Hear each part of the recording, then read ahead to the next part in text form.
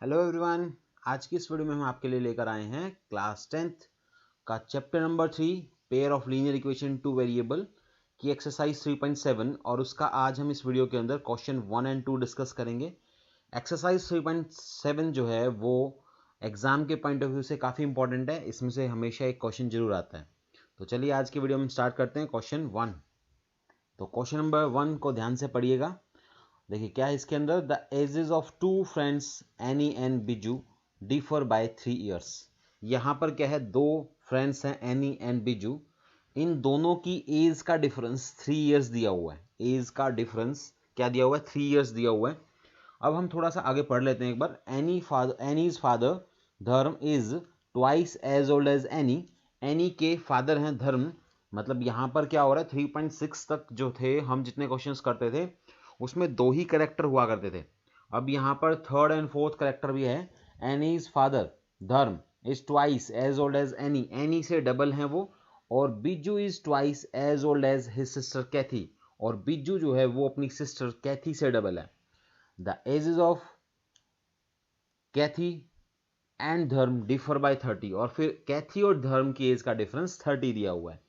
यानी कि हमें यहां से दो बातें समझ में आ रही है कि एक रिलेशन एनी और बीजू के बीच में है, ठीक है, एनी और बीजू की एज का डिफरेंस 3 ईयर्स है, और एक हमें समझ में आ रही है कैथी और धर्म की एज का डिफरेंस 30 ईयर्स है।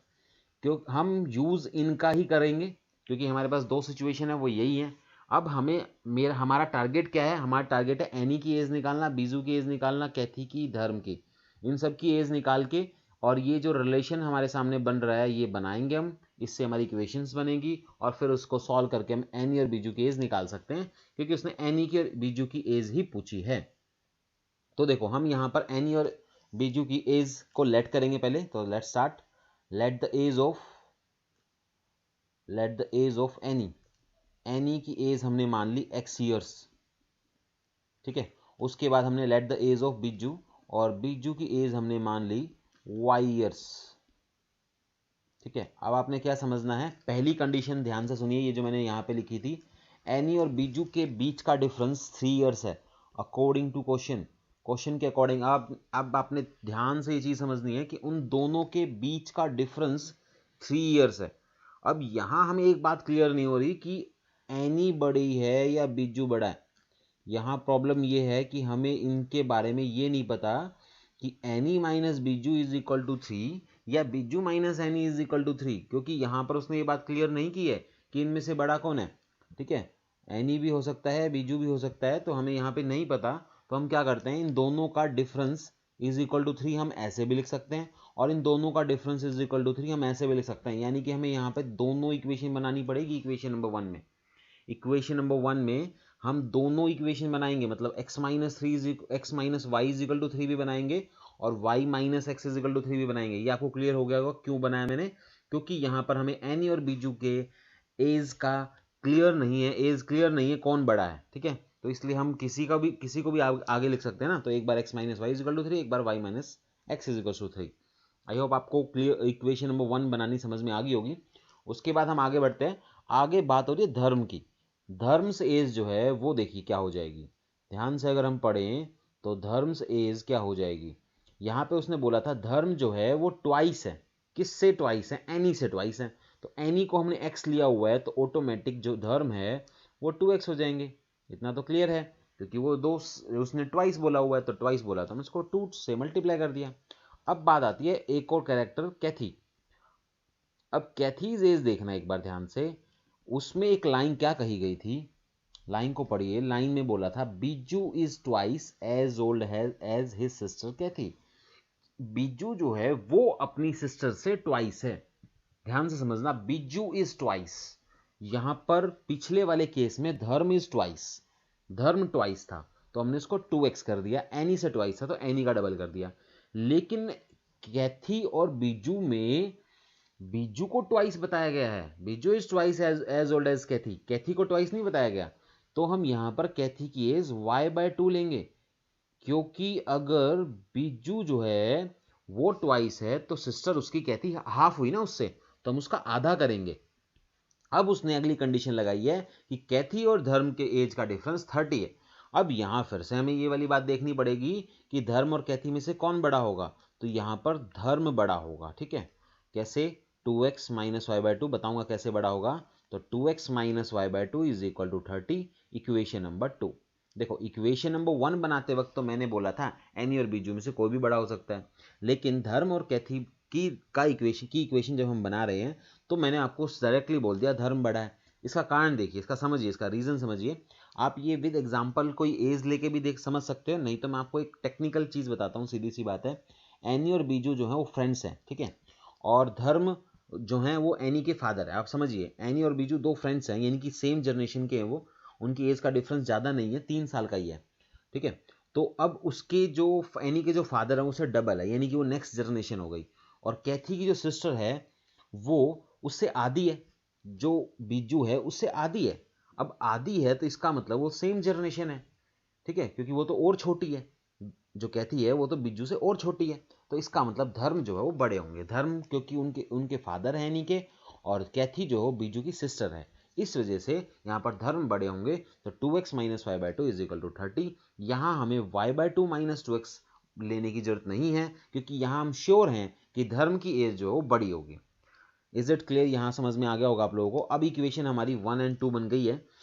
अब हम क्या करते हैं, ये आप वीडियो को पॉज करके इतना उतार लीजिए, क्योंकि मैं इसको इरेज करके और फिर आगे करने वाला हूँ। तो देखिए हमारी इक्वेशन क्या क्या बनी थी। फर्स्ट इक्वेशन बनी थी x minus Y is equal to 3 भी हो सकती है, और y minus X is equal to 3 भी हो सकती है। और सेकेंड इक्वेशन हम श्योर हैं, सेकेंड इक्वेशन में यहाँ लिख रहा हूँ 2x minus Y by two is equal to 30 ही होगी।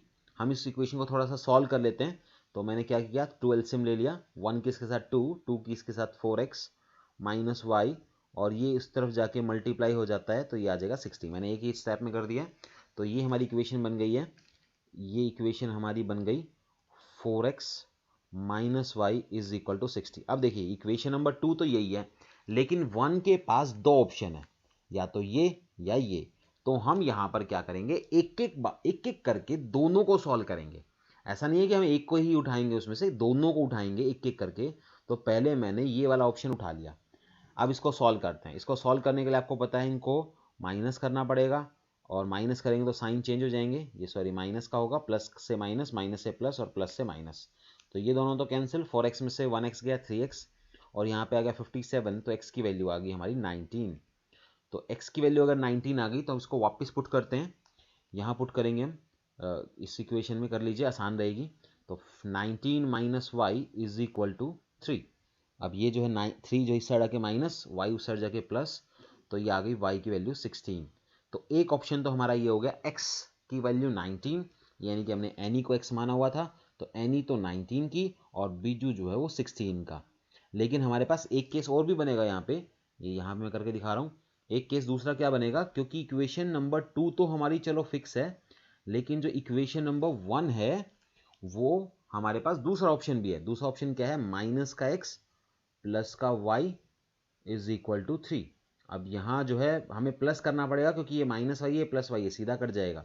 तो ये हो गया हमारा 3x इज इक्वल टू 63, ये प्लस हो जाएगा 63। तो x is equal to 21, x की वैल्यू 21 भी हो सकती है। और इसको वापस अगर हम पुट करते हैं यहाँ पर, y minus 21, y minus x में पुट किया मैंने, इज इक्वल टू 3, ये उस तरफ जाके 24 हो जाएगी। तो यानी कि हमारे पास दो ऑप्शन बनेंगे, या तो एनी 19 का, तो बीजू 16 का, और या फिर एनी 21 का, तो बीजू 24 का। यानी कि ये दोनों ही आंसर जो हैं वो हमारे सही होंगे। ऐसा भी हो सकता है, 19 16 भी हो सकता है, और 21 24 भी हो सकता है। तो ये था हमारा क्वेश्चन नंबर 1। उसके बाद हम आते हैं क्वेश्चन नंबर 2 पे। क्वेश्चन नंबर 2 देखिए, बहुत आसान सा है। वन सेज, एक ने कहा give me 100 friend, I shall give me 100। Give me 100 का मतलब वो रुपए कह रहा है, ठीक है, यहाँ पे आपने समझना है। I shall then become twice as rich as you. एक बंदे ने कहा दूसरे से, दो फ्रेंड्स आपस में बात कर रहे हैं यहाँ पे, एक बोल रहा है दूसरे से कि आपके पास जितने भी पॉकेट में रुपए हैं उसमें से मुझे 100 रुपए दे दीजिए। ऐसा करने से मेरे पास जो रुपए होंगे वो तुमसे ट्वाइस हो जाएंगे। ये उसने पहले बंदे ने कहा है। अब दूसरे ने क्या कहा, द अदर रिप्लाई, दूसरे ने कहा इफ यू गिव मी 10, अगर तुम मुझे 10 दे दो ना, मतलब 100 में नहीं दे रहा, वो कहता है 100 में नहीं दे रहा, तुम मुझे 10 दे दो, I shall be 6 time as rich as you, यानी कि मैं तुमसे 6 टाइम हो जाऊंगा पैसों में। तो हमें बताना tell me what is the amount of their capital. Amount of their capital का मतलब होता है उनके पास स्टार्टिंग में रुपए कितने थे। तो चलिए स्टार्ट करते हैं। लेट कर लिया हमने पहले। लेट फर्स्ट पर्सन या फर्स्ट फ्रेंड कुछ भी लिख सकते हैं आप, हैव मनी। फर्स्ट पर्सन लिख लेते हैं, हैव मनी। हमने पहले आदमी के पास मान लिया x रुपीज़ है और सेकंड पर्सन के पास हमने मान लिया y रुपीज़ है। अब हम कंडीशन लगाते हैं। देखो अकॉर्डिंग टू कंडीशन क्या बोला था उसने, उसने कहा था फर्स्ट बंदा बोल रहा है, ध्यान से सुनिएगा, हम दोनों की कंडीशंस को अप्लाई करेंगे यहाँ पे। तो पहला बंदा बोल रहा है यानी कि x बोल रहा है, क्या बोल रहा है, गिव मी 100, यानी कि इसको 100 रुपये दे दो। तो ये 100 ऐड कर लेगा, यानी कि पहले बंदे के पास पहले x रुपए हैं, अगर उसको 100 रुपये मिल गए तो उसके पास x प्लस 100 हो जाएंगे। लेकिन दिए किसने, y ने दिए हैं, तो y के पास 100 रुपये कम भी हो जाएंगे। ये भी ध्यान रखना है आपने, वो 100 रुपये ले रहा है तो उसके पास 100 रुपये आ जाएंगे, वो बात ठीक है, x प्लस 100, लेकिन उसके पास 100 रुपये कम भी हो जाएंगे दूसरे वाले के पास। अब उसने बोला है कि मैं तुमसे ट्वाइस हो जाऊंगा। ये बात कौन बोल रहा है, ये वाला फर्स्ट पर्सन बोल रहा है। और आपको इस चैप्टर में इतना तो समझ में आ ही चुका होगा कि अगर आपको इसके बारे में बात कही गई है तो उसको बैलेंस बनाने के लिए, इक्वेशन को बैलेंस बनाने के लिए हम इस तरफ करते हैं, मतलब हम अपोजिट साइड करते हैं। जो बंदा बोल रहा होता है, जैसे कि मैं ट्वाइस हूँ, मैं 10 ज़्यादा हूँ, मैं 50 ज़्यादा हूँ, मैं 100 कम हूँ, कुछ भी बोल रहा हो, जो बंदा ये बात बोलता है, इक्वेशन को बैलेंस करने के लिए हमें वो काम अपोजिट साइड करना होता है। ये आपने पूरे इस चैप्टर में सीखा हुआ है। तो इसको 100 रुपये मिल गए, इससे 100 रुपये चले गए, ऐसा करने पर ये वाला बंदा ट्वाइस हो गया, तो इस तरफ हम ट्वाइस लगा देंगे। तो इसको इक्वेशन को सॉल्व करते हैं हम। x plus 100 is equal to 2y और माइनस 200। इसको सॉल्व किया हमने, x माइनस 2y इस तरफ ले आया मैं, और इसको उस तरफ ले जाते हैं, माइनस का 300। इक्वेशन नंबर 1 तैयार हो गई। अब इक्वेशन नंबर 2 के लिए करते हैं। इक्वेशन नंबर 2 देखिए, इक्वेशन नंबर 2 कैसे होगी। अब रुपए तो उनके पास वही है, x और y। अब ये वाला बोल रहा है कि मुझे 10 दे दो, ये 10 देगा, ये 10 ले लेगा और ये 10 देगा। तो जो 10 ले रहा है उसके पास पहले से y रुपीज़ है, तो 10 ऐड हो जाएंगे y प्लस 10, और इसके पास से 10 रुपये चले गए तो x माइनस 10। अब बोल कौन रहा है, अब ये बोल रहा है, ये y वाला बोल रहा है, क्या बोल रहा है कि मैं 6 टाइम्स हो जाऊंगा, तो बैलेंस बनाने के लिए इस तरफ 6 टाइम्स लगा देंगे। तो ये बन गई equation 6x minus 60 is equal to y plus 10। अब इक्वेशन को सॉल्व करते हैं तो क्या बनेगा हमारा, 6x माइनस वाई इस तरफ आ जाएगा, प्लस 60 उस तरफ ले जाते हैं, माइनस 60 उस तरफ ले जाते हैं, प्लस 60 हो जाएगा, तो ये हो गया 70। ये आपकी इक्वेशन नंबर 2 बन गई। अब इनको हम सॉल्व करते हैं तो देखिए क्या होगा, 6x minus Y is equal to 70। एक इक्वेशन तो ये थी, मैंने पहले लिख ली, कोई बात नहीं। और दूसरी क्या थी, x minus 2y, x minus 2y is equal to minus 300 थी।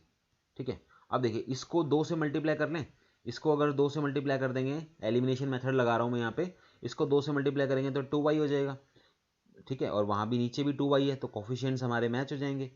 तो 6x तो हो गया हमारा 12x, 6x को 2 से मल्टीप्लाई किया 12x, इसको किया 2y, और इसको करेंगे 140।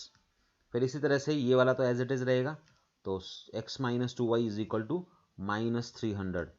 अब नीचे के साइन चेंज होंगे क्योंकि हमें यहाँ पर माइनस करना पड़ेगा, काटना है तो ये कट गया हमारा, ये हो गया हमारा 11x, 11x is equal to 300, और ये हो गया हमारा 440। अब 11 डिवाइड में जाएगा तो x की वैल्यू हमें मिल जाएगी 40, 4 पे कट जाएगा, 0 बच जाएगा, तो x की वैल्यू होगी हमारी 40।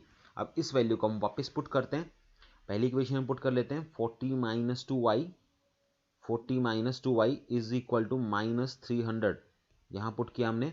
ठीक है, तो ये जो है उस तरफ जाएगा, minus 2y is equal to minus का 300 इस तरफ है, और ये 40 इस तरफ आके माइनस 40 हो जाएगा, तो माइनस का 340, माइनस से माइनस कैंसिल हो जाएगा, y की वैल्यू हमें मिल जाएगी 170, 2 से डिवाइड हो जाएगा, तो हमें वैल्यू मिल गई है x की 40, यानी कि पहले बंदे के पास 40 रुपये हैं, जो ये बोल रहा था कि मुझे 100 दे दो मैं डबल हो जाऊंगा, तो 100 दे दो तो वो डबल हो जाएगा, आप चेक भी कर सकते हो। और दूसरा बंदा के पास 170 है, जो उसे बोल रहा था कि अगर तुम मुझे 10 दे दो तो मैं 6 टाइम हो जाऊंगा। ये बात आप चेक भी कर सकते हो यहाँ से। तो इस तरह से हमने क्वेश्चन नंबर 1 एंड 2 कर लिए एक्सरसाइज 3.7 के। Thank you so much.